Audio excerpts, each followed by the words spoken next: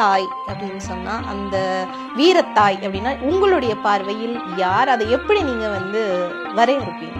எல்லாருக்குமே வாழ்க்கையில ஒரு தாய்க்கு மகனை பார்த்து ஒரு பெருமைப்படக்கூடிய ஒரு நிலைமை இருந்திருக்கும்.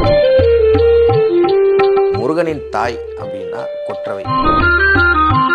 இந்த கொற்றவைக்கும் குறிஞ்சில கடவுளும் நீங்கள் மகன் தாய் அப்படின்ற ஒரு உறவு சொல்றீங்க, இது எப்படி சாத்தியம்? என் தலைவன் என் முருகன் நான் அரசனாக தான் பார்த்தேன், போர் தளபதியாக நான் பார்த்தேன், மக்களுக்காக வாழ்ந்த ஒரு தமிழ் இனத்துக்காகவே வாழ்ந்த ஒரு மனிதனாகவும் ஒரு அரசனாகவும் போர் வீரனாகவும் மாமன்னனாகவும் நம்ம பார்த்தோம். ஆனா இப்போ எல்லார் வாயிலாகவும் சொல்லப்படுகிறது என்னன்னா, ஆண்டியா பாருங்க, அது மிகப்பெரிய ஒரு செல்வாக்கை நமக்கு தரும். இப்படி ஒவ்வொருத்தவங்களோட நம்பிக்கையை பொறுத்து என் தலைவனை நீங்க எந்த மாதிரி ஆக்கியிருக்கீங்களடா. ராவணனே ஒரு புஷ்பக விமானம் என்ற ஒரு விமானத்தை கண்டுபிடிச்சு போகும்போது அப்படி எல்லாருக்கும் தலைவருக்கு தலைவர், அதே நேரத்துல கடவுளுக்கு கடவுளான முருகனால ஒரு விமானத்தை கண்டுபிடிச்சு பறக்க முடிஞ்சிருக்கு. கண்டிப்பா அது மயில் விமானமாக இருந்திருக்கலாம். இன்னைக்கு முருகன் தான் எல்லாமே நமக்கு இந்த உலகத்துக்கு படைப்பு நம்ம கொடுத்துட்டு போயிருக்காரு.